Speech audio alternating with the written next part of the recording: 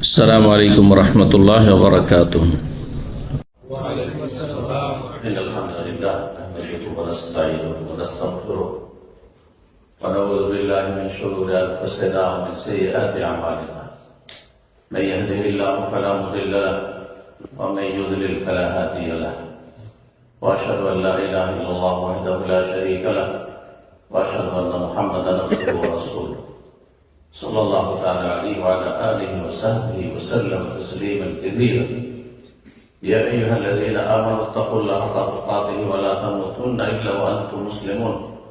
يا أيها الناس اتقوا ربكم الذي خلقكم من نفس واحدة وخلق منها زوجها وبث منهما رجالا كثيرا ونساء واتقوا الله الذي تساءلون به والأرحام إن الله كان عليكم رقيبا.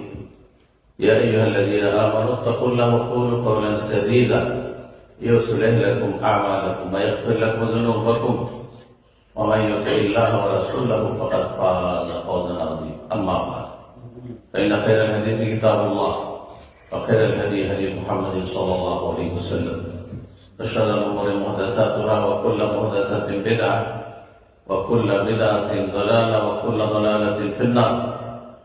أعوذ بالله من الشيطان الرجيم واعبدوا الله ولا تشركوا به شيئا. সম্মানিত এডানবারা স্কটল্যান্ডের এই পবিত্র আল্লাহর ঘর মসজিদের উপস্থিতি, আমাদের বাংলা ভাষাভাষী দিনী ভাই এবং বোন সকল, আল্লাহ রাব্বুল আলামিনের প্রশংসা, গুণগান, শুকরিয়া আদায়ের সাথে নবী মুহাম্মদ রাসূলুল্লাহ সাল্লাল্লাহু আলাইহি ওয়াসাল্লামের উপর সালাত ও সালাম পেশ করি। আমি শুকরিয়া আদায় করি এই মসজিদের দায়িত্বশীল যে সব ভাইরা রয়েছেন, সদস্যরা রয়েছেন, যারা এই মসজিদ আমাদের বাংলা ভাষায় আয়োজন করার সুযোগ সুবিধা করে দিয়েছেন। জাযাকুমুল্লাহু খাইর। দোয়া করি বিশেষভাবে আল হুদা ট্রাস্টের যারা সদস্য রয়েছেন, সর্বস্তরের দায়িত্বশীল রয়েছেন, সহযোগী রয়েছেন, সমর্থক রয়েছেন, সকল ভাই বোনদের আন্তরিক শুকরিয়া আদায় করি, দোয়া করি আল্লাহ আপনাদের উত্তম প্রতিদান দান করেন এবং আপনাদেরকে মাফাতিহা লিল খাইর মাগালিকা লিশ-শার, ভালো পথকে প্রশস্ত করার তৌফিক দান করেন। ভালো পথে কি হিসাবে, চাবি হিসাবে আমাদের আল্লাহ প্রমাণ করে এবং মন্দ পথকে বন্ধ করার জন্য আল্লাহ রাব্বুল আপনাদেরকে যেন তৌফিক দান করেন। মন্দকে নির্মূল করা, কণ্ঠাসা করা, কমজোর করা, মুছে ফেলার আল্লাহর জমিন থেকে তৌফিক দান করা আমাদেরকে এবং ভালোকে সর্বস্তরে সার্বিক দিক থেকে শক্তিশালী করার তৌফিক দান করে। এটি হচ্ছে মানুষের প্রকৃতি। ভালো কথাটিকে সবাই ভালো জানে। ভালো কথা, ভালো মানুষ, ভালো দেখার জিনিস, ভালো খাওয়ার জিনিস, ভালো যে কোনো বিষয়, ভালো মানেই ভালো। এতে মুসলিম অমুসলিমের কোন দ্বিমত নেই। পৃথিবীতে এমন কোন মানুষ নেই সুস্থ মস্তিষ্কের, সুস্থ প্রকৃতির, যে ভালোকে মন্দ বলবে আর মন্দকে ভালো বলবে। এটি হচ্ছে আমাদের আল্লাহ রাব্বুল সৃষ্টিকৃত ফিতরাত আল্লাহ আল্লাতী ফাতারান নাস আলাইহা। আল্লাহ রাব্বুল এর উপর মানব জাতিকে সৃষ্টি করেছেন। সুতরাং আমরা আজকে এই মৌলিক বিষয়, যেটি সেন্টার পয়েন্ট, কেন্দ্রীয় বস্তু, যে আমরা ভালো কথা জানবো এবং ভালো কথা জানাবো, ভালো কথা শিখবো, শেখাবো, ভালো কথা অনুযায়ী আমাদের জীবন করবো। আল্লাহ আমাদের সকলকে তৌফিক দান করেন। আপনি যাকে জিজ্ঞাসা করেন, আপনার পরিবারের সদস্যকে জিজ্ঞাসা করেন, বাইরের লোককে জিজ্ঞাসা করেন, সবাই বলে আমরা ভালো চাই। ভালো কিন্তু সবাই চাই, তো ভালো কি, কোন কথা কাজে ভালো আছে আর কোন কথা কাজে মন্দ আছে, এটা অধিকাংশ মানুষই বুঝে না। যার ফলে ভালো চাই কিন্তু মন্দ পথে চলে। হ্যাঁ, ভালো চাই, ভালো কামনা করে, কিন্তু মন্দ কাজ করে, মন্দ কথা বলে, যার ফলে অধিকাংশ মানুষ জাহান্নামের পথে রয়েছে, বিভ্রান্ত রয়েছে, আর আল্লাহ রাব্বুল আলামিনের ক্রোধে রয়েছে, আল্লাহ অভিশপ্ত হয়ে রয়েছে। ইল্লা মান রাহিমাল্লাহ, যার পর আল্লাহ বিশেষ রহমত করবেন এবং সে চেষ্টা করবে তাকে তৌফিক দান করবে। সুতরাং আমরা আজকে ভালো কথা জানবো এবং সে অনুযায়ী আমরা জীবন করবো। আমাকে আমাদের শ্রদ্ধেয় ভাই, আপনাদের আল হুদা ট্রাস্টের যিনি গুরুত্বপূর্ণ ফিগার, ব্যক্তিত্ব, আব্দুল মুকিত ভাই, তিনি আমাকে কয়েকদিন থেকে জানিয়েছেন যে এই বিষয়ের উপরে আলোকপাত করতে হবে। সেটি হচ্ছে যে ব্যক্তি, পরিবার, সমাজকে কি করে ভালো করা যেতে পারে।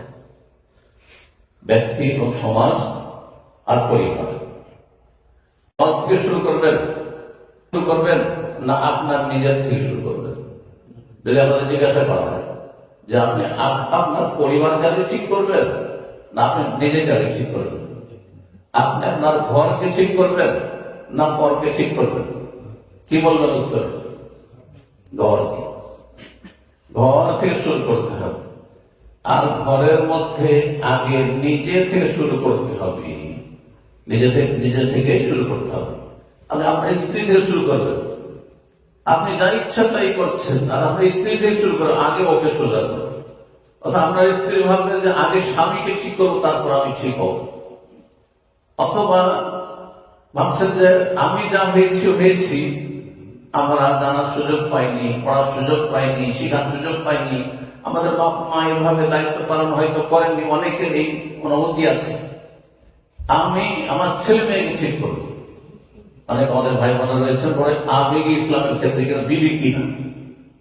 আবেগ আছে কিন্তু বিবেক নেই, মানে কোরআন সুন্নাহর জ্ঞান নেই, যার ফলে নিজের ছেলে মেয়েদেরকে হাফেজা বানাইতেছে, ধার্মিক বানাতেছে, অনেক বানাচ্ছে। নাশির বিলাদ থেকে বেঁচে আছে, নাশির বিলাদকে জানে, চেনেও না, বিলাদকে সুন্নাত মনে করে, সুন্নাতকে ভুল মনে করে, হ্যাঁ, তাওহীদকে গুমরাহি মনে করে, আর শিরকে হিদায়াত মনে করে। এমন অবস্থা। নিজে বেনামাজি হয়েছে, কিন্তু ছেলে মেয়ে স্ত্রীকে নামাজি দেখতে চায়, ভালো মানুষ দেখতে চায়, নিজে বিভিন্ন পাপ করে আসছে বাইরে থেকে, আর স্ত্রীকে পর্দা নাশিন দেখতে চায়, হেজাবি দেখতে চায়। অবাস্তব কথা। তাহলে সংস্কার, সংশোধন শুরু করতে হবে, ভালো করা শুরু করতে হবে নিজে থেকে। আগে নিজেকে ভালো মানুষ বানাইতে হবে। কারণ একজন হচ্ছে ব্যক্তি, আর কয়েকজন ব্যক্তির সমষ্টির নাম হচ্ছে একটি পরিবার, আর কয়েকটি পরিবারের সম্মিলিত বসবাসে একটি সমাজ তৈরি হয়। সুতরাং ব্যক্তি সংশোধনের মাধ্যমে পরিবারের সংশোধন হবে, ব্যক্তি ভালো হওয়ার মাধ্যমে পরিবার ভালো হবে, আর কয়েকটি পরিবার ভালো হয়ে গেলে যেই মহল্লায় বসবাস করছেন, যেই শহরে বসবাস করছেন, যেই দেশে বসবাস করছেন, সেখানকার পরিবারগুলি যখন ভালো হয়ে যাবে তখন সেখানকার সমাজ ভালো হয়ে যাবে।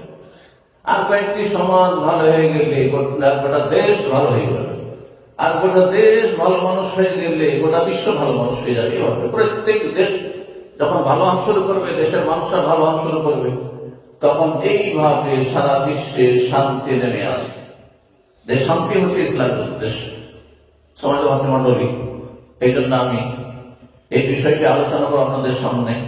কোরআনে কারিমে বহু দলিল আয়াত রয়েছে, কিন্তু সূরা লোকমানে, যে লোকমান হাকিম, আল্লাহর এক বান্দা ছিলেন, নবী আব্দুল সালেহ তাকে বলছে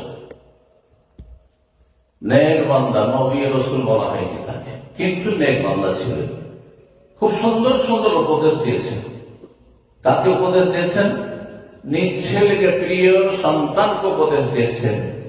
যেই উপদেশগুলি, গাইডলাইনগুলি এত আল্লাহর কাছে পছন্দ হয়েছে, যে আল্লাহ তার কালামে কোরআনুল কারীমে সেগুলি উল্লেখ করেছেন মানব জাতির হেদায়েতের জন্য, কল্যাণের জন্য। চিন্তা করুন আপনি যে একজন মানুষ, ভালো মানুষ, কিছু উপদেশ দিয়েছে প্রাচীন যুগে, আর সেই উপদেশগুলি আল্লাহ রাব্বুল আলামিনের কাছে পছন্দ হয়েছে। হ্যাঁ, আল্লাহ রাব্বুল আলামিনের শরীয়তের বিষয় সেগুলি। সুতরাং সেগুলি কোরআনে কারীমে আল্লাহ রাব্বুল নাযিল করেছেন, কিয়ামত পর্যন্ত সেগুলি তেলাওয়াত হতে থাকবে, সেগুলির উপর আমলকারী ভালো মানুষরা আমল করতে থাকবে, সেগুলির বাস্তবায়নকারী যারা কোরআনী জীবন গড়তে চায়। লাকাদ কানা লাকুম ফি রাসূলিল্লাহি উসওয়াতুন হাসানা, তোমাদের জন্য রাসূলুল্লাহ সাল্লাল্লাহু আলাইহি ওয়াসাল্লামের মাঝেই রয়েছে উসওয়া হাসানা, উত্তম আদর্শ। উত্তম আদর্শ, তিনি আমাদের রোল মডেল, আদর্শ। আর তার সম্পর্কে মা আয়েশা সিদ্দিকা রাদিয়াল্লাহু তাআলা আনহাকে যখন জিজ্ঞাসা করা কাইফা কানা খুলুকু রাসূলিল্লাহ সাল্লাল্লাহু আলাইহি ওয়াসাল্লাম, রাসূলুল্লাহ সাল্লাল্লাহু আলাইহি ওয়াসাল্লামের আখলাক চরিত্র কেমন ছিল? আখলাক চরিত্র মানে আমরা বুঝি যে নিজের ব্যক্তি আচার আচরণ, হ্যাঁ, নিজের ব্যক্তি আচার আচরণ, নিজে ভালো মানুষ হিসাবে যে খারাপ দোষগুলি সেগুলি থেকে মুক্ত হওয়া, আর ভালো কিছু বৈশিষ্ট্য লাগে ভালো মানুষ হওয়ার জন্য সেগুলি নিজের মধ্যে তৈরি করা, আর আশেপাশে যাদের সাথে আমি লেনদেন করছি, চলাফেরা করছি, উঠাবসা তাদের সাথে ভালো আচরণ করা, এবং আখলাক চরিত্র। কিন্তু এখানে এমন ব্যাপক একটা অর্থ করা হয়েছে যাতে শুধু এই বিষয়গুলিতে সীমিত রাখা হয়নি। কানা খুলুকু রাসূলিল্লাহ সাল্লাল্লাহু আল কোরআন, রাসূলুল্লাহ সাল্লাল্লাহু আলাইহি চরিত্র ছিল আল কোরআনুল কারীম। কোরআন কেমন করে চরিত্র হয়? কোরআনে কারীমের বাস্তবায়ন করা, কোরআনে কারীমের প্র্যাকটিসিং মানুষ হওয়া। আপনি এক একটি আয়াত পড়ছেন, অর্থ বুঝে নয়, না বুঝে নয়, অর্থ বুঝছে না, শুধু তেলাওয়াত নেকির আশা করে কোনো লাভ হবে না, শুধু ওই নেকিটাই হয়তো পাবেন, কিন্তু সেখান থেকে আলো পাবেন না। যেমন কোন একটি ফল শক্ত, নারিকেল উদাহরণ দিতে পারেন, আপনি ডাবের উদাহরণ দিতে পারেন। যতক্ষণ পর্যন্ত এই শক্ত অংশটুকু কেটে ভিতর থেকে ডাবের পানিটা না বের করে, ততক্ষণ পর্যন্ত তাতে দাঁতের কামড় দিলে কোনো লাভ হবে না, বরং দাঁত ভাঙারই সম্ভাবনা বেশি হয়েছে। ঠিক তেমনি যারা শুধু কোরআন মুখস্থ করে জান্নাত পেতে চায়, তাদের লাভ ওই নেকিটুকু আশা করা যেতে পারে, হেদায়েত নসিব হবে না, হেদায়েত নসিব হবে না। কোরআন নাযিল করার উদ্দেশ্য শুধু তার শব্দের খেদমত করা নাই, আলফাজ কালিমাতের খেদমত করা নাই, সে বাক্যগুলি মুখস্থ করা নাই, বরং কিতাবুন আনজালনাহু ইলাইকা মুবারাক, আল্লাহ বলছে এমন একটি মহাগ্রন্থ আনজালনাহু ইলাইকা, হে নবী তোমার প্রতি নাযিল করেছি, মুবারাক, সেটি বরকতপূর্ণ।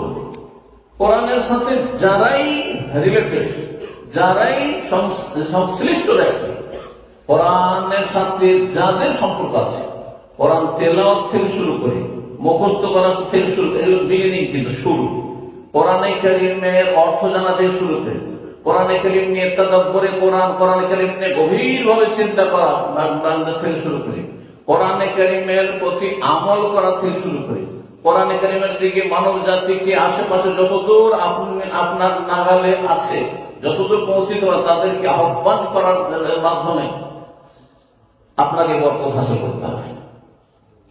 এগুলো হচ্ছে আমাদের দায়িত্ব কোরআনে কারীম সম্পর্কে। মুবারাকুন, কোরআন হচ্ছে মুবারাক, কিসের জন্য? লিয়াদাব্বারু আয়াতিহি।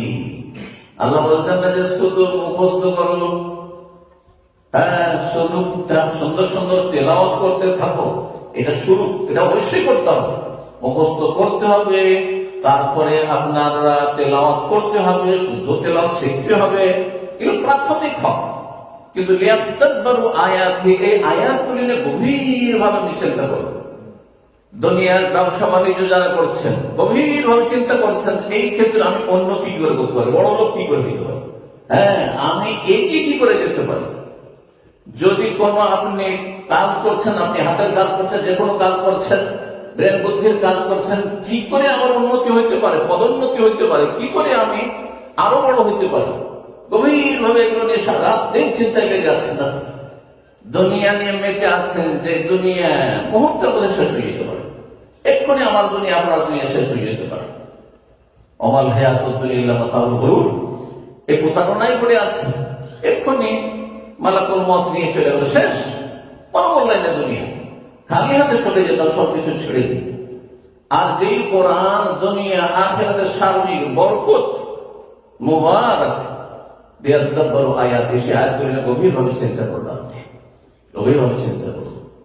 বলছিলাম যে এই কোরআন কারীমের সূরা লোকমানে বেশ কিছু দিক নির্দেশনা রয়েছে, যার মাধ্যমে সেগুলি জানবেন, পালন করবেন, আমল করবেন, কাজে পরিণত করবেন। অন্য স্ত্রী, ছেলে মেয়ে সবাইকে সেদিকে আপনি আহ্বান করে সেইরকম ভাবে গড়ে তোলার চেষ্টা করবেন।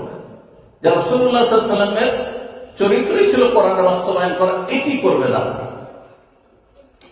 তাহলে কি হবে? আপনার জীবনে সংশোধন হবে, ভালো মানুষ হয়ে যাবে, আপনার পরিবার ভালো মানুষ হয়ে যাবে, স্ত্রী ছেলে মেয়েরা ভালো মানুষ হয়ে যাবে, বাঁকা পথে যাবে না। আপনার সর্বাত্মক চেষ্টা থাকতে হবে দোয়া এবং দাওয়ার মাধ্যমে। এই কথা সবসময় বলি, এর আগেও গত বছর এসেছিলাম, হয়তো বলেছি, আল্লাহর কাছে দোয়া করা, কিন্তু শুধু দোয়া যথেষ্ট নয়। দোয়ার আগে কি করতে হবে? সর্বাত্মক চেষ্টা করে যেতে হবে যে আপনি আপনার দায়িত্বে কোন রকমের ত্রুটি রাখেননি। আপনার স্ত্রী ভালো মানুষ হোক, আপনার ছেলেমেয়েরা ভালো মানুষ হোক, ছোটদের যখন কচি কাঁচা হয়ে রয়েছে, তখন থেকে কাদামাটিতে যা কিছু করবেন তাই করতে পারবেন। তো সেই কাদামাটি যখন রোদে পড়ে থেকে শুকিয়ে যাবে আর ঠন ঠন করে বাঁধছে, যখন ইটের মতো শক্ত হয়ে গেছে, তখন যদি বলেন যে এই কাদামাটি অন্যরকম করে আমি গড়ে তুলবো, আর কখনো তোলা সম্ভব হবে না। কারণ ছেলেমেয়েরা দুনিয়ার খুব পরিচর্যা করছেন আপনি, দুনিয়ার উচ্চ শিক্ষিত করছেন আপনি, আর ভালো ভালো খাবার আর পোশাক আর কত কি দিচ্ছেন, থাকার জায়গা ইত্যাদি সবকিছু দিচ্ছেন, মাঝে মাঝে বিনোদনের জন্য বহু টাকা পয়সা খরচ করছেন, ইসলামের কিছুই শিখালেন না। আর যখন 15 বছর হয়েছে, তখন আপনার মাথায় টনক পড়েছে, জায়গা আমি তো মুসলিম, আমি তো নামাজ পড়ি, তো আমার ছেলে মেয়েরা এরাও নামাজি হোক, কখনো হবে না। এখন এই কাদামাটি শক্ত হয়ে গেছে, কাদামাটি শক্ত হয়ে গেছে, শুকিয়ে, একে আর সোজা করা যাবে না। যে অবস্থা আছে সে অবস্থায় চলে গেছে, আর আপনি নিজের মতো করে গড়ে তুলতে পারবেন না। সমাজের ভাতৃমণ্ডলী, আল্লাহ রাব্বুল আলামিনের দ্বীন হচ্ছে 1 নম্বরে আকীদা এবং তাওহীদের নাম। এটিকে ভুলে গিয়ে, এটিকে ইগনোর করে, উপেক্ষা করে, যে তাওহীদ সাইডে করে দিলাম, আকীদাকে সাইডে করে দিলাম, নামাজ শিখাই আর রোজা শিখাই আর হজ যাকাত শিখাই আর জিকির আজকার শিখাই, আর এগুলো টিকবে না, এতে কোনো কাজ হবে না। তাদের আল্লাহ ছাড়া অন্যকে যারা সেজদা করে, মাজারে সেজদা করে, তাদের অনেকে আমার চাইতে বেশি মসজিদে এসেও সেজদা করে, কিন্তু এই সেজদা কোনো কাজে আসবে না। যে সেজদাকে ভাগ বন্টন করে নেওয়া হয়েছে, যে মসজিদের সেজদা আল্লাহর জন্য আর দরগাহের সেজদা হচ্ছে খাজার জন্য, বাবার জন্য, ওই মাজারের জন্য, পাকা কবরের জন্য, এই সেজদা কখনো জান্নাতে নিয়ে যাবে না, কখনো জান্নাতে নিয়ে যাবে না, বড় জান্নাত থেকে অনেক দূরে সরিয়ে দেবে। ইন্নাল্লাহা লা ইয়াগফিরু আন ইউশরাকা বিহি, আল্লাহর সাথে শিরক করে কখনো আল্লাহ মাফ করবে না, শিরক করে মারা যাবে।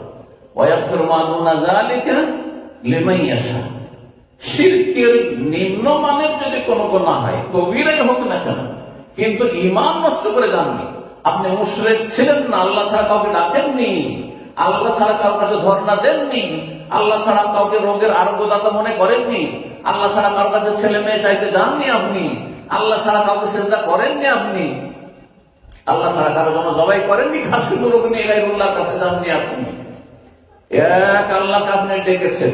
নাস্তিকও ছিলেন না, আর মুশরিক ওই দুর্গার পূজারীও ছিলেন না আপনি। তাহলে তখন আপনাকে আমলের জীবনে তখন আসতে হবে। ইসলাম হচ্ছে 1 নম্বরে আকীদা এবং তাওহীদের নাম, 2 নম্বরে ইবাদত বন্দেগী, ফরজ ওয়াজিব আদায় করা, ফরায়েজ এবং ওয়াজিবাত আদায় করা, হারাম নাজায়েজ থেকে বেঁচে থাকার নাম। 3 নম্বর হচ্ছে আখলাক, চরিত্র এবং মুআমালাত, আদান প্রদান, লেনদেন, একজনের অপরজনের সাথে, একজনের অপরজনের উপর যে অধিকার রয়েছে, প্রাপ্য রয়েছে, সেগুলি সম্পর্কে যত্ন নেওয়ার নাম আখলাক এবং মুআমালাত। আশা করি 3টি পয়েন্ট মনে রাখবেন। উদখুলু ফিস সিলমি কাফা, পূর্ণরূপে যদি মুসলিম হতে হয়, পূর্ণরূপে যদি মুসলিম হইতে হয় আর ভালো মানুষ যদি হইতে হয়, তো আকীদা আর তাওহীদ ছাড়া কোনো ভালো মানুষ হইতে পারে না। সে যদি ভালো কাজ করে, সে মানবতার জন্য করবে বা ভাগাভাগি করবে। যে মুশরিক হবে, কিছু ভালো কাজ করবে আল্লাহর জন্য, আর কিছু ভালো কাজ করবে যে মাজারে গিয়ে ঈদুল আজহার কোরবানি করবে আল্লাহর জন্য ভালো কাজ, আর আরেকটি জবাই বিসমিল্লাহ আল্লাহ করে আল্লাহ সন্তুষ্ট জবাই করা উচিত ছিল, ওরসের সময় গিয়ে মাজারে জবাই করে। কখনো ভালো মানুষ হয়ে যায় না। একজন নাস্তিক মানুষ কখনো ভালো মানুষ হতে পারে না, কারণ সে যতই ভালো কাজ করুক না কেন, তার কুফরীতি সেখানে কাজ করছে। কেন ভালো কাজগুলি করছে? হ্যাঁ, চ্যারিটি কাজ করছে, জনকল্যাণমূলক কাজ করছে, জনসেবা করছে, হয় মানবতার জন্য অথবা জনপ্রিয়তা লাভের জন্য, সুনাম নেওয়ার জন্য, দুনিয়ার স্বার্থে। মানুষ দুনিয়া থেকে চলে যাওয়ার পরে আখেরাতে কিছু পাবো এই সম্পর্কে তার আদৌ বিশ্বাস নেই, কোনো বিশ্বাস নেই যে পরকালে কিছু পাবো, কিছু এখান থেকে করে গেলে মানুষের উপকার করলে, এই জন্য মানুষের উপকার করে না। যার ফলে দেখা যায় যে এইও মানুষ আর সেও মানুষ। একজন মানুষের সাথে কেন, কুকুরের সাথে, গরুর সাথে, ছাগলের সাথে, পশু পাখির সাথে কত মানবতা, এটা রাইটস রয়েছে, দাদা বুঝতে পারছেন।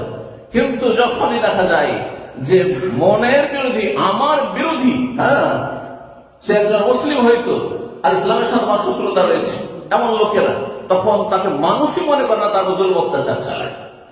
আসলে বুঝতে পারছেন আমার মেসেজগুলো।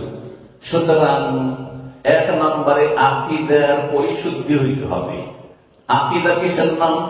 আকীদা হচ্ছে অন্তরের মৌলিক বিশ্বাসের নাম, যেগুলি ইসলামের মৌলিক বিষয়, ফাউন্ডেশন, যার উপর ইসলাম প্রতিষ্ঠিত হয়ে রয়েছে, সেগুলিকে বিশ্বাস করে মেনে নিতে হবে।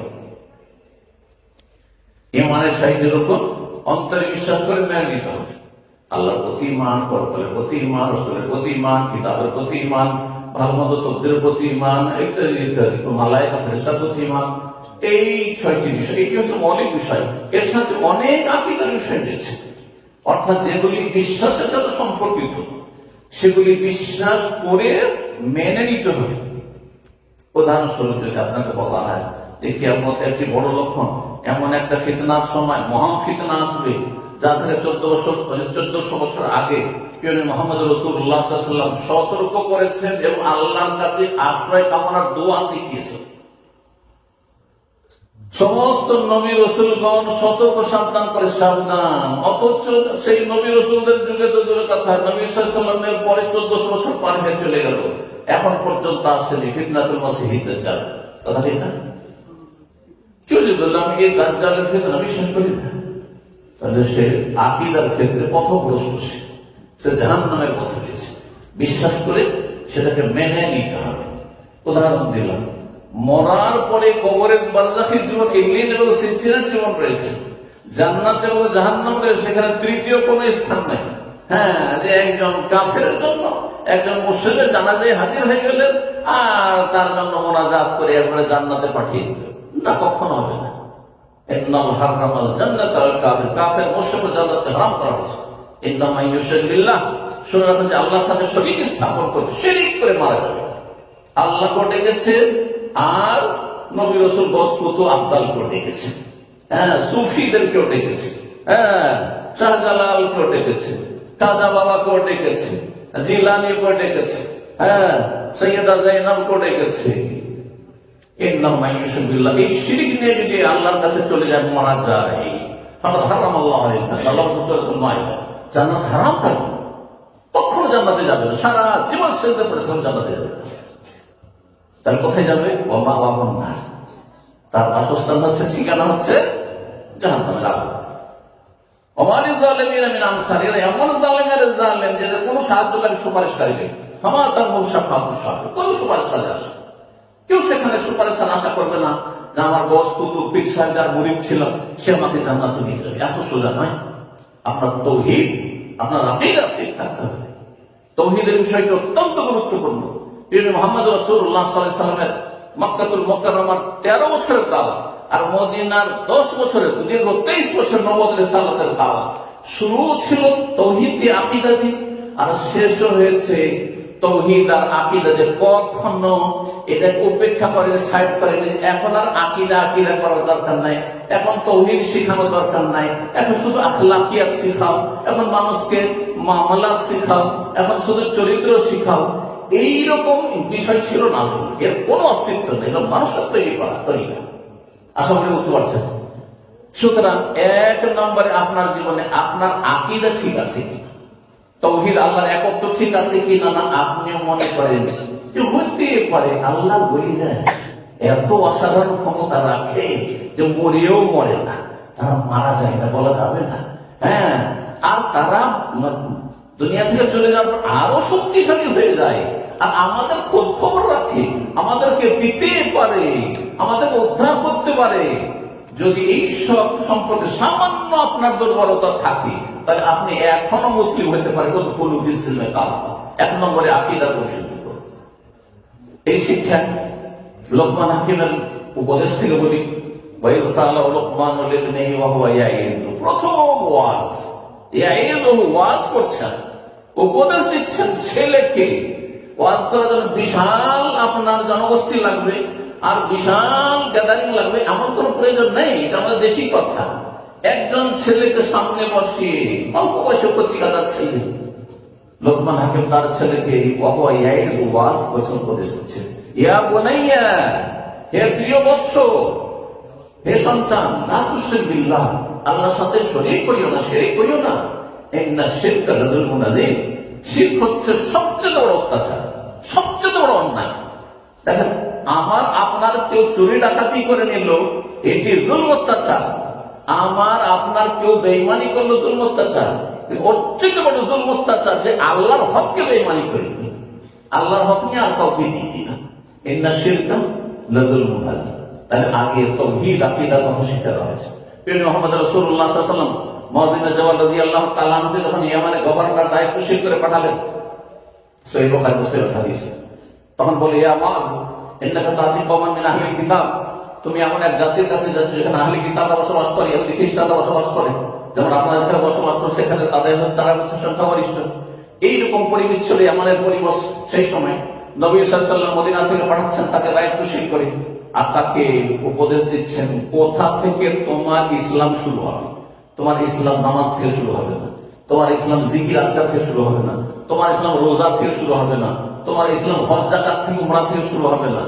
বলছেন ইন্নাকা তা'তি কওমান মিন আহলিল কিতাব ফাআউয়ালা মা তাদউহুম ইলাইহি, সর্বপ্রথম যেই পয়েন্টের দিকে, যে বিষয়টির দিকে আহ্বান করবে, তাদেরকে দাওয়াত দেবে আইয়ুহিদুল্লাহ, আল্লাহর তাওহীদের দিকে। এটি হচ্ছে প্রসিদ্ধ হাদিসের শব্দ। আর এরই প্রতিশব্দ রয়েছে আউয়ালা মা তাদউ ইলাইহি শাহাদাতু আল্লা ইলাহা ইল্লাল্লাহ ওয়া আন্না মুহাম্মাদার রাসূলুল্লাহ। এই সাক্ষ্য প্রদান করার জন্য যে আল্লাহ ছাড়া কোনো সত্য মাবুদ নেই এবং মুহাম্মদ সাল্লাল্লাহু আলাইহি ওয়াসাল্লাম আল্লাহর রাসূল। আমাদের সমাজের অধিকাংশ লোকেরা কালেমার অর্থ জানে, ভুল জানে, মনে করে খুব জানে, কিন্তু ভুল জানে। শুরুতেই বলো লা ইলাহা ইল্লাল্লাহ, বলেন তো, বলেন আল্লাহ ছাড়া কেউ মাবুদ নেই। তো মাবুদ নেই তো দুর্গা দুর্গার পূজা হচ্ছে, মাবুদ মানে যার পূজা হয়, যার উপাসনা হয়, তো দুর্গা দুর্গার পূজা হচ্ছে, তো উপাসনা তো হচ্ছে। তারা অবস্থার কথা বলছেন। অথবা সবকিছুকে আল্লাহ বানিয়ে দিলেন, আল্লাহ ছাড়া কোনো মাবুদ নেই, মানে যারই ইবাদত হয় সেই আল্লাহ। এই তো হলুলি হয়ে গেলেন আপনি, আপনি কাফের হয়ে গেলেন, মুশরিক হয়ে গেলেন। বুঝতে পারছেন? তাহলে লা ইলাহা ইল্লাল্লাহ মানে হচ্ছে আল্লাহ ছাড়া কোনো সত্য মাবুদ নেই। লা মাবুদা বিহাক্কিন ইল্লাল্লাহ, আল্লাহ ছাড়া বাকি মাবুদ গুলো হক নয়, সেগুলি বাতিল, সেগুলি না হক, তারা ইবাদতের যোগ্য নয়, তাদের জন্য ইবাদত না। ইবাদত হচ্ছে মাবুদের জন্য, একমাত্র রবের জন্য, আল্লাহর জন্য। কথা বোঝা গেছে না? ভালো করে মুখস্থ করে নেন, এখান থেকে শুরু করেন। আল্লাহ ছাড়া কোনো সত্য মাবুদ নেই। আল্লাহ রাব্বুল আলামিন দুটি আয়াতে কোরআনে এই কথা বলেছেন, যালিকা বিআন্নাল্লাহু আল হক ওয়া আন্না মা ইয়াদউনা মিন দুনিহি আল বাতিল। আর সূরা হাজার, যালিকা বিআন্নাল্লাহু আল হক ওয়া আন্না মা ইয়াদউনা মিন দুনিহি হুয়াল বাতিল। আল্লাহ হচ্ছেন হক, সত্য মাবুদ। লা মাবুদা বিহক ওয়া আন্না মা ইয়াদউনা মিন দুনিহি, আল্লাহ ছাড়া যাকেই ডাকবে, দরগা ডাকো, দুর্গা ডাকো, যাকেই ডাকো না কেন, তা হচ্ছে বাতিল। আল্লাহ বলছে মিথ্যা, এর কোন মূল্য নেই। এমন কোন ধর্ম আল্লাহ নাযিল করেননি, ভালো করে শুনুন, যেই ধর্মে শিরক ছিল। আল্লাহ নাযিলকৃত দ্বীনের মৌলিক বিষয়, সমস্ত নবী রাসূলের দ্বীন হচ্ছে তাওহীদের দ্বীন। আদম আলাইহিস সালামের দ্বীন তাওহীদ, নূহ আলাইহিস সালামের দ্বীন হচ্ছে তাওহীদ, লা ইলাহা ইল্লাল্লাহ। মুসা, ঈসা, ইব্রাহিম সমস্ত আম্বিয়া রাসূলগণের দ্বীন হচ্ছে লা ইলাহা ইল্লাল্লাহ, সত্য মানতে। এখানে ইতিবাচক রয়েছে, নেতিবাচক রয়েছে।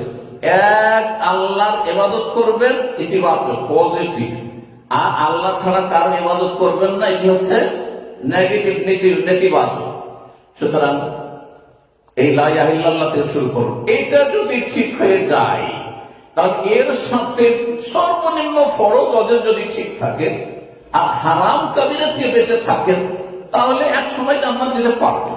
জান্নাত যেতে পারবেন, প্রথমে হোক, কিছু সাজা শাস্তি হোক, আপনার কিছু পাপের কারণে কিন্তু যেতে পারবেন।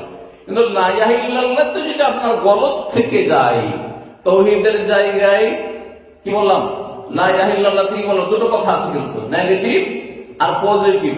আপনার পজিটিভ আছে, নেগেটিভ নেই, বা নেগেটিভ আছে, পজিটিভ নেই। আশা করি আমার কথাটি বুঝছেন কিন্তু। হ্যাঁ, অর্থাৎ হয়তো আপনি দুর্গা দুর্গা বিশ্বাস করেন না, হ্যাঁ, আল্লাহ ছাড়া অন্যের পূজা বিশ্বাস করেন না, অন্যকে শ্রদ্ধা বিশ্বাস করেন না, কিন্তু আল্লাহর ইবাদত বিশ্বাস করেন না, নাস্তিক, তাও জাহান্নাম। হ্যাঁ, ইল্লাল্লাহ যদি না থাকতো ও জাহান্নামী, দুনিয়া আখিরাত আল্লাহর গজব। আর যদি লা ইলাহা না থাকে, মানে এগুলোকে বাতিল মনে করে, বাতিলগুলো বাতিল, আল্লাহ ছাড়া অন্য সব বাতিল। এইটাও যদি না থাকে, আপনি আল্লাহকে মানছেন আর মাজারকেও মানছেন, আপনি হ্যাঁ বস কুতুবকে মানছেন না, তাও বাতিল। আশা করি বুঝতে পারছেন। সুতরাং নেগেটিভ পজিটিভ দুটোই ঠিক থাকতে হবে। হককে হক জানবেন, মানবেন, আর হক হচ্ছেন আল্লাহ। আর বাতিলকে বাতিল জানবেন, মানবেন, এবং সে অনুযায়ী জীবন গড়বেন, তাহলে আপনি ভালো মানুষ হইতে পারবেন। লা তুশরিকু বিল্লাহি ইন্না শিরকা লাযুলমুন আযীম হয়ে গেল। দ্বিতীয় উপদেশ কি ছিল? আল্লাহর হকের ক্ষেত্রে মনে রাখবেন, আল্লাহর হক ইনকমপ্লিট থাকবে, অসম্পূর্ণ থাকবে যদি নবীর হক আদায় না করা হয়। কেমন? এই জন্যই তো কালেমাতে দুটো বাক্য রয়েছে। লা ইলাহা ইল্লাল্লাহ বলতে হবে, কি বলতে হবে? মুহাম্মদ রাসূলুল্লাহ। আশহাদু আল্লা ইলাহা ইল্লাল্লাহ ওয়া আশহাদু আন্না মুহাম্মাদার রাসূলুল্লাহ। কেন বলতে হবে? কারণ শুধু আল্লাহকে মানবেন, রসুলকে মানবেন না, এটা দিয়ে কিন্তু কাজ হবে না। কারণ আল্লাহকে মানলে নবীকে মানা ছাড়া কোনো উপায় নেই। আল্লাহকে মানা মানে আল্লাহকে ইবাদত করা, আর নবীকে মানা মানে নবীর সামনে সিজদা করা নয়। যে যাবেন মদিনায় গিয়ে হ্যাঁ মাদা দিয়া রাসূলুল্লাহ বলে শিরক, বুঝতে পারছেন? নবীর হক সিজদা নয়, নবীর হক কি? হ্যাঁ, নবীর তরিকায় জীবন যাপন করা। এটা খুব সহজ ভাষা। আজকে 30 বছর আলহামদুলিল্লাহ আমি দাওয়াত দিচ্ছি, মানুষকে খুব সহজ ভাষায় ইসলাম বোঝাবার চেষ্টা করি, যে আপনি ইসলাম সহজে বুঝাবেন।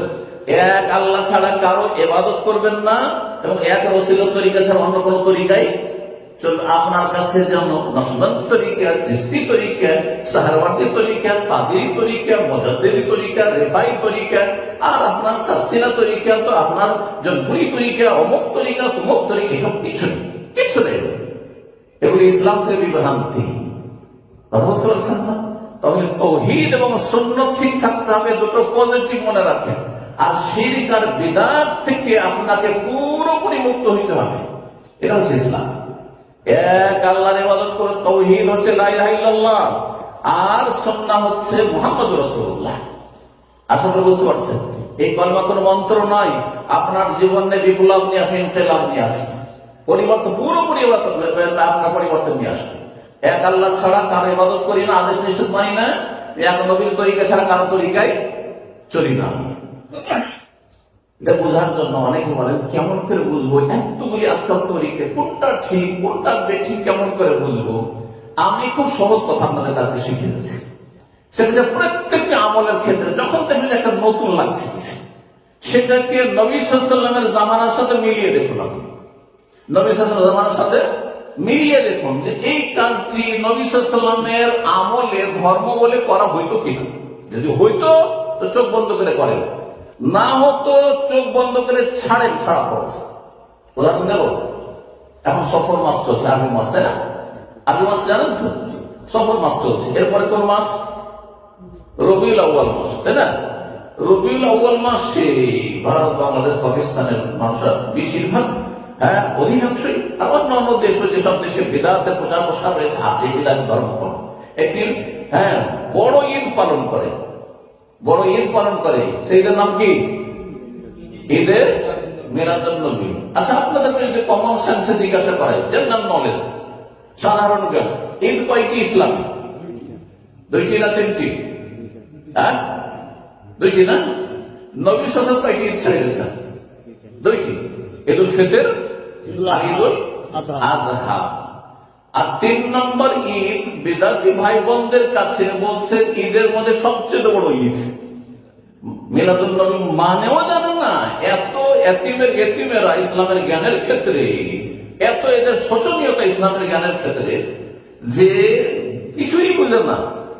মিলাদ দুরূদ পড়াকে মিলাদ মনে করে, এত অজ্ঞতা। কোথায় সালাত আলা নবী আর কোথায় মিলাদ? মিলাদ ওয়ালাদা এলে তো থেকে মিলাদ মাউলিদ।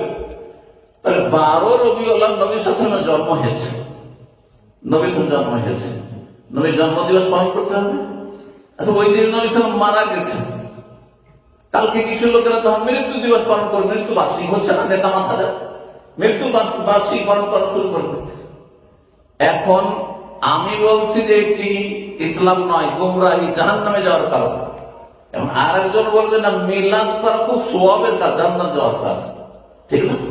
শুনলেন সোশ্যাল মিডিয়ায় শুনছেন। আর এক শ্রেণীর লোকের আপনারা তো এমন আছেন যে আমরা সবারই শুনি, ওই সাইকেল শুনি, আর ওই হুজুরে কিবলাও শুনি, ও পীর সাহেবের শুনি, আবার এই সাইকেল শুনি। যেটা ভালো লাগে ওইটা নেই, মাশাআল্লাহ। কত যে আপনাদের নলেজের ভালো মন্দের আপনারা পার্থক্য করতে পারেন, আল্লাহ আরো বেশি তৌফিক দান করেন, কিন্তু গুমরাহি থেকে আল্লাহ রক্ষা করেন। সমাজের ভাতির মন্ডলী, যখন এইরকম কথা শুনবেন যে আমি বললাম যে মিলাদ করা জাহান্নামে যাওয়ার কাজ, জন্মবার্ষিকী পালন করা, নবীর হোক আর আলীর হোক আর আবু বকর হোক, ওমরের হোক আর আমার হোক, তার কাজ, বাপের হোক আর স্ত্রীর হোক আর মায়ের হোক, কোথায় যাওয়ার কাজ? জান্নাতে যাওয়ার কাজ না জাহান্নামে যাওয়ার কাজ? অনেকে করছেন না, জন্মবার্ষিকী পালন করছেন না ছেলেদের, জাহান্নামে যাওয়ার কাজ হচ্ছে। তো আর একজন বলছেন নাকি জান্নাতে যাওয়ার কাজ, সওয়াবের কাজ। সমাধান কোথায় নেবেন? আল্লাহর কাছে ফিরে যাও। কোরআনে যাবো, কোথায় আছে নাকি? কোরআনে কোথায় আছে যে নবী সাল্লাল্লাহু আলাইহি ওয়াসাল্লাম 23 বছর কোরআন নাযিল হয়েছে, কোন এক বছর এই রবিউল আউয়াল মাসে তিনি জন্মবার্ষিকী পালন করেছেন, যে আমার জন্মবার্ষিকীটা পালন। আচ্ছা, নবী করলেন না, চলে গেলেন। আবু বকর করেছেন, ওমর করেছেন, ওসমান করেছেন, আলী করেছেন। আল খিলাফাতু ফি উম্মতি 30 বছর খেলাফতের আসে না। 7% ইসলামিক স্টেট ছিল, কোন একজন খলিফা একটা বছর করেছে? আরে ভাই, আল্লাহ রাসূলও করলেন না, আর কোন খলিফাও করলেন না, যারা আমাদের আদর্শ আলাইকুম বিসুন্নাতি ওয়া সুন্নাতিল খুলাফায়ে রাশিদিন মাহদিয়িন। আর আপনি সেটাকে জান্নাতে যাওয়ার কাজ মনে করলেন, সওয়াবের কাজ মনে করে নিলেন। তাহলে আপনার ইসলামটা ঠিক না নবী এবং সাহাবায়ে কেরামের ইসলামটা ঠিক? চিন্তা করতে দেখি, আমরা বিবেককে কাজে লাগাতে দেখি। এতটুকু বোঝার আল্লাহ শক্তি দিয়েছে। আশা করি আপনাদেরকে চিন্তা করতে বলছি। যখন আসবে শাবান মাস, আর শবে বরাতে হালুয়া রুটি শুরু হবে, আর দলে দলে কবর জিয়ারত শুরু হবে, আর অনেক কিছু আপনার লাইটিং শুরু হবে, আর বিভিন্ন বিধান, আর শবে বরাতের নফল সারা রাত জাগরণ করে লাইলাতুল কদর শবে কদরের মতো করে রাত্রে ইবাদত নফল পড়া শুরু হবে।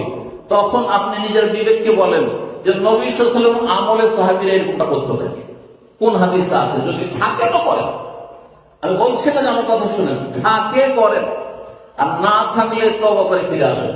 না হলে বিদআত আপনাকে জাহান্নামে নিয়ে যাবে। আল্লাহ, যেটা ধর্ম নয় সেটাকে ধর্ম মনে করা জাহান্নামে যাওয়ার কাজ, আর যেটা ধর্ম ইসলাম সেটাকে যদি পালন না করেন সেটা ফরজ ওয়াজিব জাহান্নামে যাওয়ার কাজ। আল্লাহ বুঝার তৌফিক দান করেন। বলছিলাম যে আকীদা ঠিক করুন, আর আকীদা হচ্ছে আল্লাহ তাওহীদ, আকীদা ঠিক করার নাম, আর নবীর সুন্নাত মোতাবেক চলার নাম। সুন্নাত মানে 2-4টি কাজে, টুপিতে সুন্নাত আর দাড়িতে সুন্নাত, এগুলো দেশি কথা। সার্বিক জীবনে নবীর আদর্শ পালন হইতে হবে, জীবনের প্রতিটি ক্ষেত্রে নবীর আদর্শ পালন হইতে হবে। ঘরে ঢুকবেন তখন আপনি সালাম দেবেন, লজ্জা লাগছে আপনার স্ত্রীকে সালাম। আমাদের সংশোধন হলে জীবনের প্রতিটি কাজে সংশোধন হতে পারে। আসসালাত আসসালাত ওয়া মা মালাকাত আইমানুকুম, নবী সাল্লাল্লাহু আলাইহি ওয়াসাল্লাম ইন্তেকালের পূর্ব মুহূর্তে বলছেন নামাজ নামাজ নামাজ সালাত। তারপরে তোমাদের অধীনে যারা রয়েছে দুর্বল অসহায়, কাজের ছেলে কাজের মেয়ে, তাদের সাথে সদ্ব্যবহার করবে।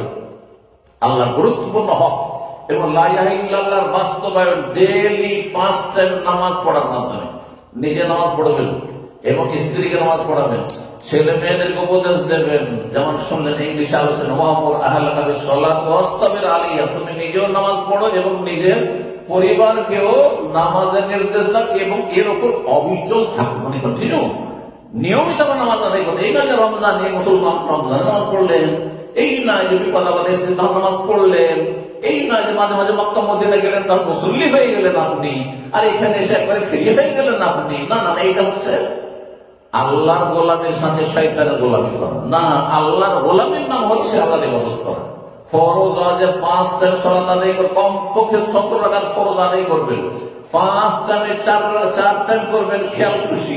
আমি সবই পড়ি, শুধু ফজরটাই উঠতে পারি না। আপনি এখন ইসলামে আসতে পারেন, আপনার ঈমান নষ্ট করছেন। যখন ফজরের সময় হচ্ছে ঈমান নষ্ট, জাহান্নামে যাওয়ার কাজ করলেন।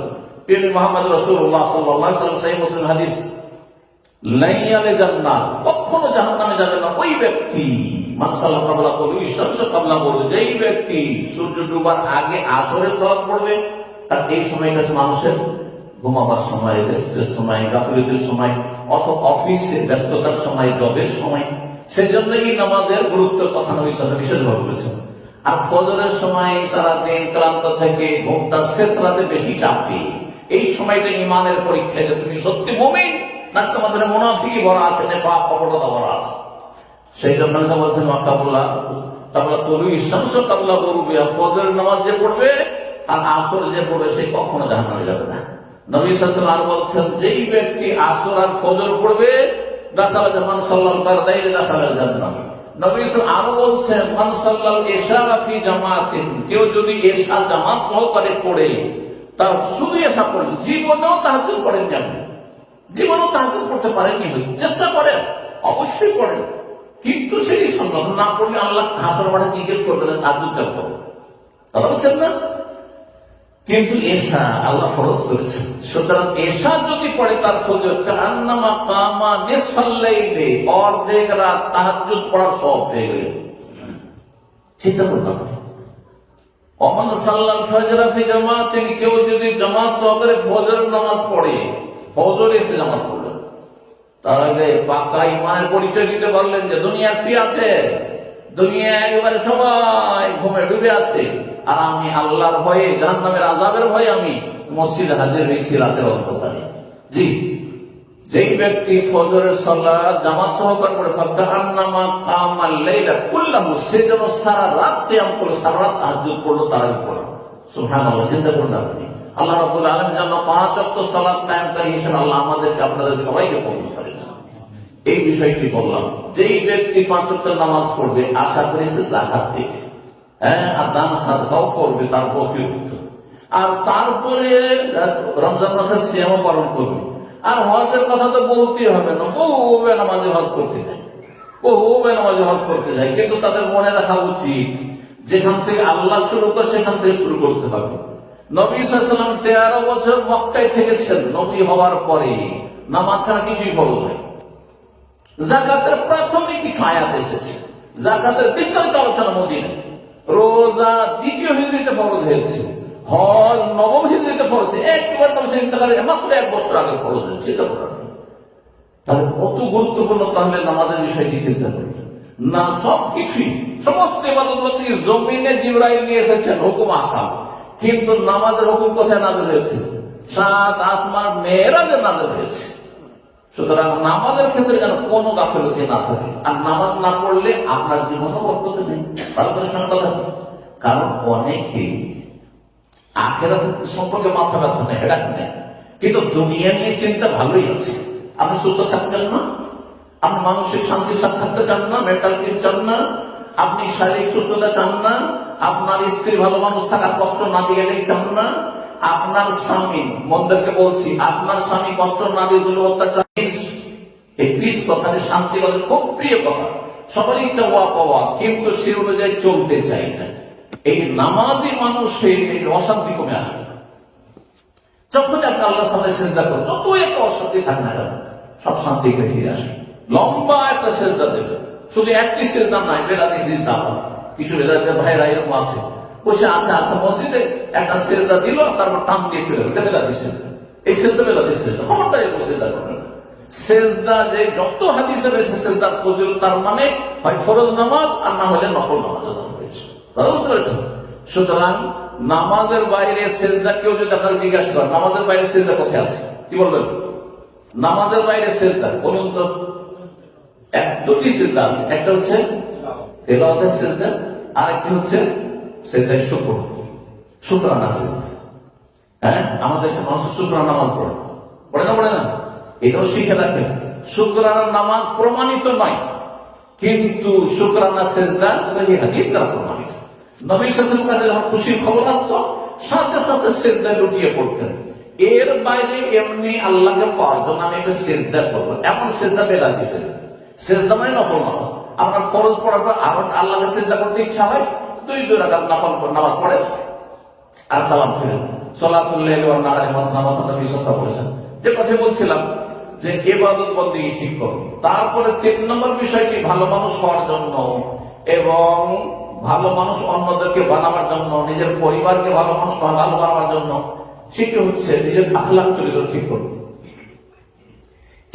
আপনি যদি নেশা করেন, মদ খান, ভালো মানুষ, আচ্ছা বলুন তো, রুচি সমাজের লোক, হ্যাঁ, মদ খোরকে নেশা করতে ভালো মানুষ বলবে? যে না যা খায় ভালো মানুষ বলবে? আচ্ছা বলুন, আপনি ধূমপান করছেন, স্মোকিং করছেন, আর আপনার মুখ দিয়ে শরীর থেকে গন্ধ আসছে, কাপড় থেকে গন্ধ আসছে, আপনি যখন আপনার স্ত্রী কচি কাচাদের কাছাকাছি হবেন, তাদের উপকার করলেন না ক্ষতি করলেন? চিন্তা করুন তো দেখি। হ্যাঁ, আপনার টাকা পয়সা, টাকা আপনার কাছে টাকার নোট আছে, সেটাকে জ্বালিয়ে দেওয়া, আর টাকা দিয়ে আপনি বিড়ি সিগারেট কিনলেন আর তারপরে সেটাকে জ্বালিয়ে দিলেন, একই কথা। আমি একবার এক ভাই, অনেক আগের কথা বলছি, আমার যৌবনকালে যখন দাওয়াতি কাজ শুরু করি, আপনার দেখি যে সিগারেটের প্যাকেট কিনছে, মুদি খানার দোকানে এসে সিগারেটের প্যাকেট কিনছে বাংলাদেশের মানুষ। তো ভাবলাম যদি একে যদি সাথে বলি যে হারাম, তো আমাকে অত হয়তো ছিল না প্রথম তখন, আর চেয়েও কি বললো হারাম বলে দেবে? হ্যাঁ, কারণ আঘাত লাগবে। একটা কথাকে হারাম বলা হট করে আঘাত লাগবে, আঘাত লাগলে কবুল করতে চাইবেন না। তা বললো যে ভাই, আপনার সিগারেট খাওয়াতে, এই ধূমপান করাতে মাসে কত টাকা খরচ হয়? তো বলছি না, হুজুর আলো করিয়েন না, যারা চেনেন না অনেক হুজুরই বলে, আর যারা ভালো করে চেনে তারা সেই বলে। যাই হোক, আরবদের পরিভাষা বলে, আমাদের দেশের তৈরি হুজুর আর বলিয়েন না, তা কত খরচ? আমার একটা আইডিয়া জানা দরকার, একটা আইডিয়া জানার প্রয়োজন আছে, কত টাকা খরচ হয়? মোটামুটি 1-150 রিয়াল হয় সৌদি আরবের ঘটনা, যেহেতু 1-150 রিয়াল। আমি তখন যদি বলি যে এটা হারাম কাজ করছেন, দেবে? হ্যাঁ, তাকে যুক্তি দিয়ে বুঝাবার চেষ্টা করলো।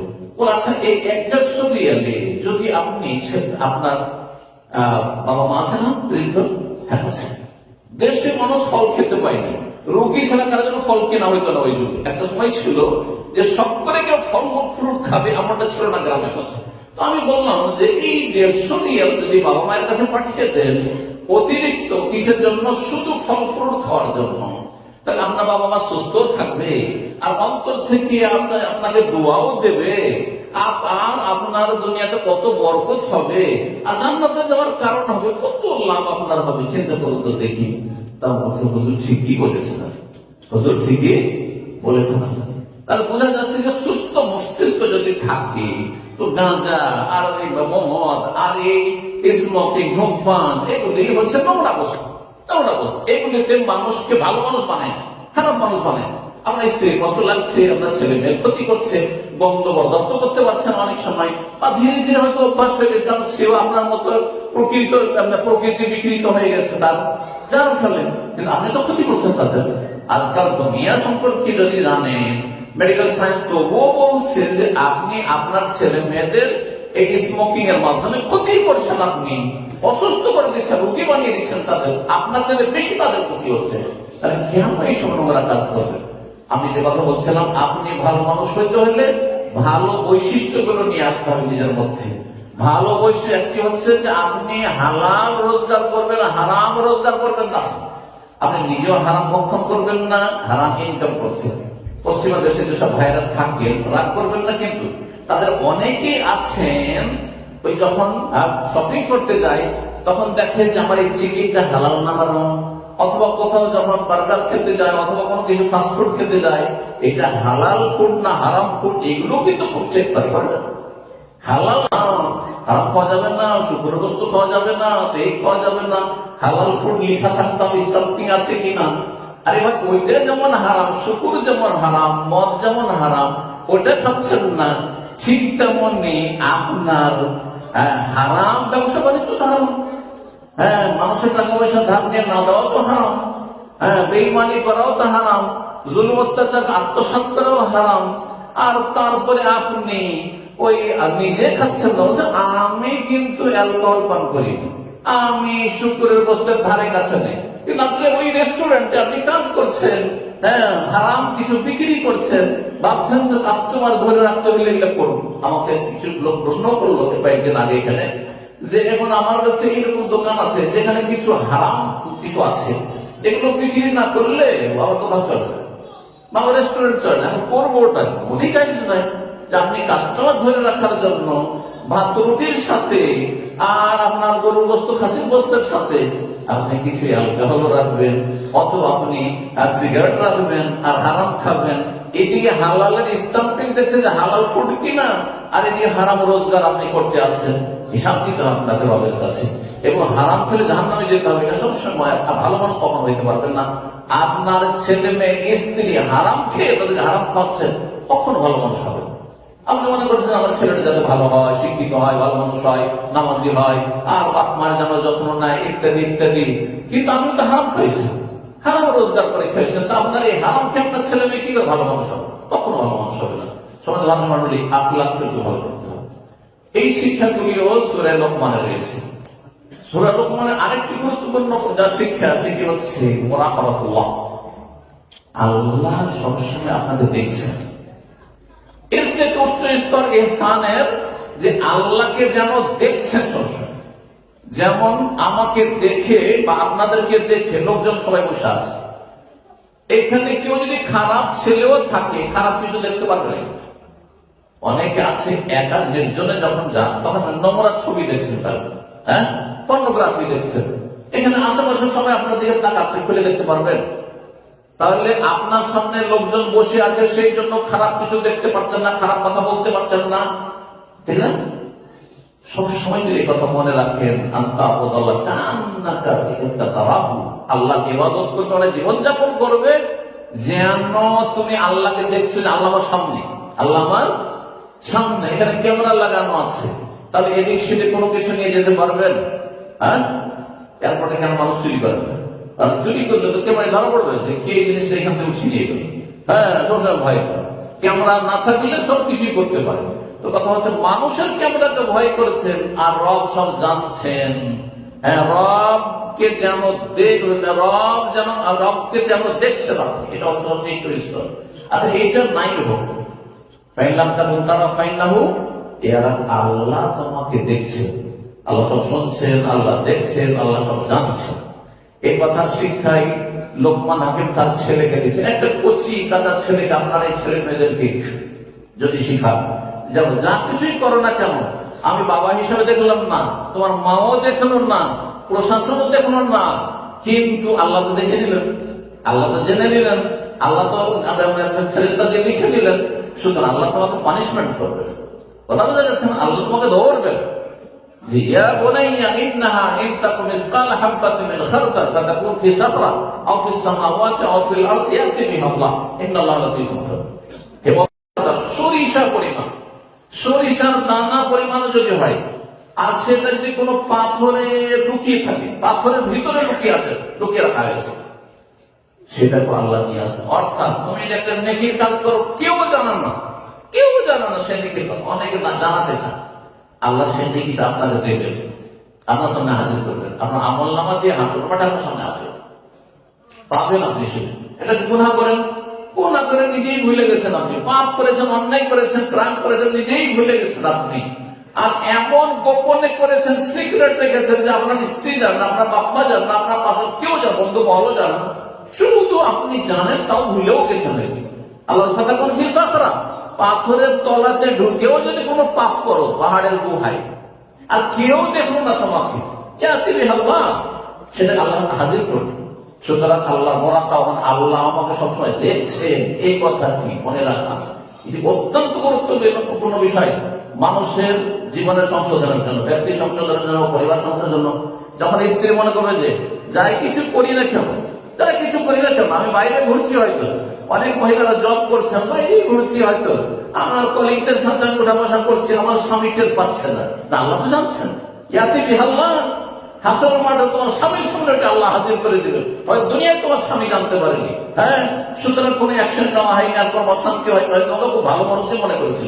এইরকমই স্বামী, এইরকমই স্বামী পুরুষের অনেক আছেন, বাইরে কাজ করতে বিভিন্ন পাপে জড়িয়ে যাচ্ছেন আপনি, অনেক গার্লফ্রেন্ড আপনি ঘোরাফেরা করছেন, আপনার স্ত্রী জানতে পারলো না, কিন্তু রব্দ যা ইয়াতি বিহাল্লাহ, আল্লাহ সেদিন হাসর মাঠে হাজির করবেন, আর আপনাকে জাহান্নামে যে আপনার স্ত্রীর সামনে লেগে খেয়ামত করেছিল, এই যে হারামি কাজ করেছিল। সুতরাং এই মানুষ জীবনে সংশোধন করেছে, মানুষের জীবনে সংশোধন করেছে। এই মোরাকাবাতুল্লাহর কথা এখানে শিক্ষা দিয়েছেন লোকমান হাকিম তার ছেলেকে এখান থেকে শিক্ষা দিতে। অত্যন্ত গুরুত্বপূর্ণ মানুষের সংশোধনের জন্য। মানুষের সংশোধনের জন্য নামাজের বিকল্প নেই, বললাম না? এর দলিল সেখানে রয়েছে, ইয়া বুনাইয়া আকিমিস সালাহ, হে সন্তান নামাজ কায়েম কর, নামাজ পড়ো। নামাজ ছাড়া মানব জীবনের সংশোধন হয় না। দেখেন, নামাজি মানুষের নেকি যত বাড়বে গুনাহ কমে আসবে। এক সময় দিনে 10টা পাপ করতো, কমতে কমতে কমতে দেখা গেছে যে এখন আর পাপ নাই তার জীবনে। ধীরে ধীরে অবশ্যই হবে, কিন্তু আল্লাহ সন্তুষ্টের জন্য 5 ওয়াক্ত সালাত কায়েম করতে হবে। ইন্না সালাতা তানহা আনিল ফাহশাই ওয়াল মুনকার, সালাত মানুষকে অন্যায় কাজ থেকে, অশ্লীল কথা কাজ থেকে, নোংরামি থেকে আল্লাহ বাঁচিয়ে রাখবেন সালাতের মাধ্যমে। সালাত ছাড়া মানব জীবনে সংশোধন হতে পারে না। আখলাক চরিত্রের কথা বললাম, যে মুআমালাতের কথা বললাম, এই আয়াতগুলি মেনশন করি এখানে। বলছেন লোকমান হাকিম তার ছেলেকে যে ওয়ালা তুসাইর খাদ্দাকা লিন-নাস ওয়ালা তামশি ফিল আরদি মারহা, তুমি মানুষের সাথে যখন চলাফেরা করবে তখন এড়িয়ে যেও না। মানুষের সাথে কথা বলছেন একদম মুখ টেढ़া করে, দেখা করে, এরকম করে মুখোমুখি হাসি মুখে কথা বলবে। এটা কিন্তু পশ্চিমা দেশে এসে শিখেছে, পশ্চিমা দেশে এসে অর্থাৎ হাসি মুখে কথা বলতে এটা শিখেছে, তাই না? এটা একটা ভালো জিনিস, যার কাছ থেকে শিখেন। কিন্তু আপনি প্রশংসা করছেন কাফেরের, যে এদের কাছ থেকে শিখলাম।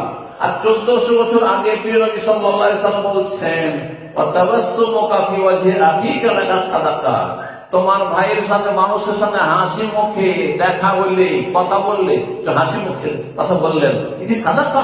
জি, সাদাকা বলেছেন নবী সাল্লাল্লাহু আলাইহি ওয়াসাল্লাম। আপনি নবীর কাছ থেকে শিখলেন না, আর আপনি ওই বিজাতের কাছ থেকে শিখছেন আজকে। 1400 বছর আগে নবী সাল্লাল্লাহু আলাইহি ওয়াসাল্লাম শিখে রেখেছেন। হ্যাঁ, ইসলামের জ্ঞান লাগবে তাহলে। জি, ওয়ালা তামশি ফিল আরদি, অহংকার করিও না। অহংকার ভিতরে মানুষের থাকে, কিন্তু অহংকারের বহিঃপ্রকাশ হয় কথাবার্তায়। আপনি বলেন সালাম আলাইকুম ভাই, কেমন আছেন? ওয়ালাইকুম সালাম, টান দিল না, ভাই কথা বলতে চাই ভাই। তো ও যদি বলে সালাম আলাইকুম ভাই, ওয়ালাইকুম সালাম, কেমন আছেন? যদি কেমন আছেন বলে, আপনি বললেন আপনি কেমন আছেন, তারপরে ছেলে মেয়ে কেমন আছেন, হাতে মোসাফা করলো। নবী সাল্লাল্লাহু আলাইহি ওয়াসাল্লামের সাথে কেউ যদি মোসাফা করতো, হ্যান্ডশেক করতো, অতক্ষণ হাত টানতেন না। যে একবার খুব স্পিডে চলাফেরা করো, এমন নয় যে রোগীর মতো রাস্তাতে চলাফেরা করো, মধ্যম পন্থায় চলাফেরা করো, যাতে দেখে মনে হয় যে আপনি খুব বিনয়ী মানুষ, আপনি হাস্যার মানুষ, ভালো মানুষ। জি,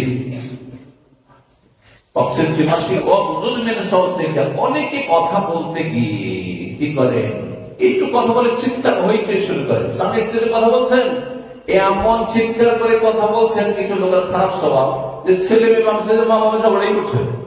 আসলে ঝগড়া স্বাভাবিক, কথা বলছেন, একটু ঠান্ডা ঠান্ডা মেজাজে কথা বলেন, আস্তে ধীরে কথা বলেন। এই পয়েন্টগুলির মাধ্যমে লোকমান হাকিম ছেলেকে উপদেশ দিচ্ছেন, সেই উপদেশগুলি আল্লাহ আমাদেরকে দিচ্ছেন, যে তোমাদের আখলাক, চরিত্র, লেনদেন এসব ভালো পথ। আল্লাহ রাব্বুল আলামিন যেন আমাদেরকে এইগুলি তৌফিক দান করেন। জাযাকুমুল্লাহু খাইর। এবং এখানে আলোচনা আমরা শেষ করি।